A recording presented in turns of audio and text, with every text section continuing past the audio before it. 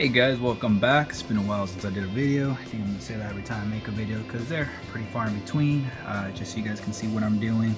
I am cleaning one of my Powerheads. Actually, I'm gonna be cleaning both of them. What I got in here, some hydrogen peroxide. Using it to clean off this coralline algae. Just put it in one of these Betty Crocker Tupperwares. I like to keep reefing kind of as cheap as possible, so I just go to the Dollar Tree, get hydrogen peroxide. Got this bowl here. As you can see, the Powerhead has some bubble algae, so I'm gonna pop those. You never want to pop that in the fish tank. Pop it in the fish tank, you're gonna get a nice little spread of bubble algae all over the place. I don't have an emerald crab, which will eat them, so just cleaning it off. The other thing I'm using, a little brush, not a toothbrush, a little bit rougher than a regular toothbrush, brand new, same thing, Dollar Tree. Just gonna clean off this coralline algae because it is aggressively on there. So yep, that's what I am doing. Gonna pop these little bubbles on here real hard. But like I said, you never want to pop these in the fish tank because they will spread like crazy. Hydrogen peroxide kills algae. Gonna use it to take off the coralline algae so I can get this pump to last longer.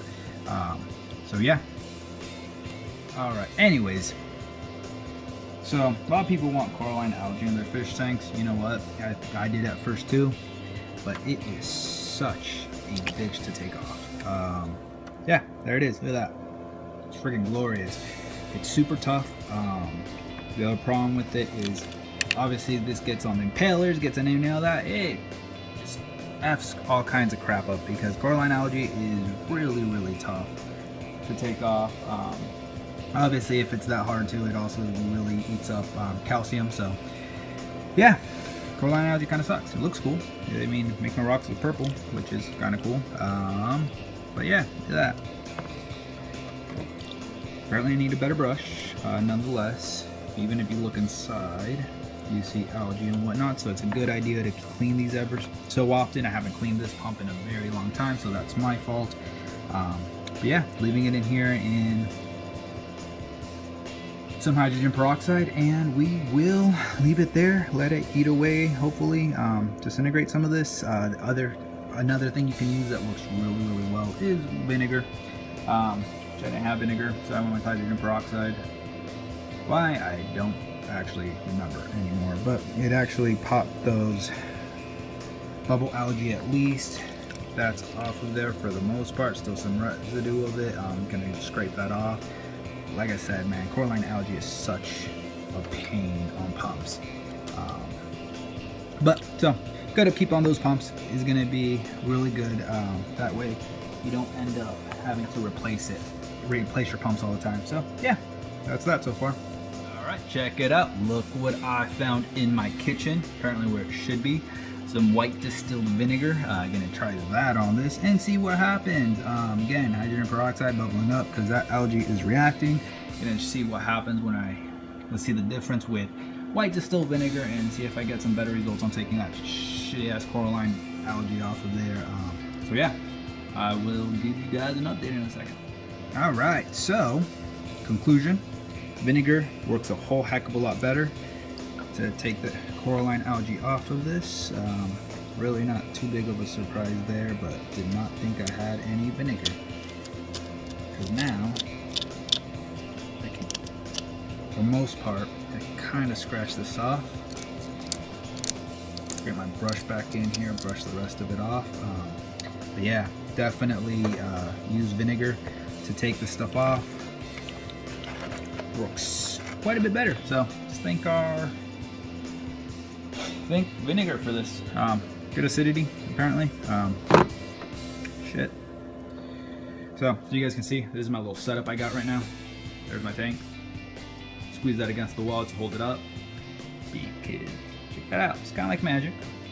Nothing's holding it up. Yeah, obviously my worry is it falls, but nonetheless, vinegar is definitely working better. And we are still at it. I want to show you guys what one of the biggest problems with coralline algae is. I've scraped some of it off, but if you can see, it starts covering and actually creating a barrier along it, which is going to really mess up your flow, really that your pumps are supposed to be making. It's coming off. I'm actually using a little tool I have. There it is. I'll show you. To scrape it off now. Yes, this is a battering keychain. I'm actually using this to scrape it off because coralline algae is such a pain to take off. It's actually pretty darn difficult. Again, vinegar, best friend. Battering, second best friend. Actually, I would say the battering's the first best friend. But yeah, just using this to scrape it off. And after this, I'm going to just run this over some RODI water, clean it out so I'm not getting all this gunk on inside my tank. So yeah, just wanted to keep you guys updated. Again, battering, great tool. Also opens beers. Yeah, so alright guys. Wanted to show you guys what it was going to look like to rinse it off, but pretty self-explanatory. After I'm done with this, I'm going to rinse it off with water. To be honest, if you guys have a better suggestion of taking off coralline algae than using vinegar and a battering to scrape this crap off, at this point I'm actually contemplating just buying another pump because I got another one in there and this is taking a lot longer than I thought. I'm going to let it sit here. I'm going to put a little bit more vinegar on this and drown it. Stupid coralline. But yeah, I mean, if y'all got a better suggestion on how to take this crap off of there, it is a bitch to take off. My goodness. My suggestion, don't let it get this bad.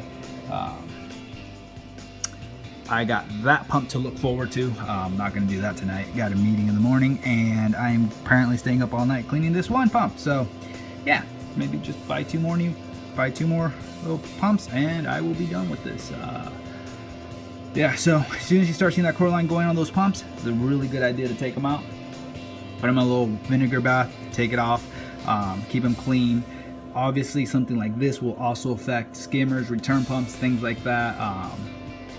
It's a really good idea to obviously do your maintenance on your skimmer pump, on your return pump, basically on all of that, because obviously you don't want it to get this bad.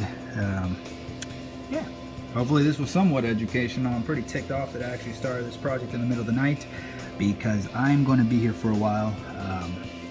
Luckily, this thing is also a bottle opener because I'm going to pop open a beer and finish this off.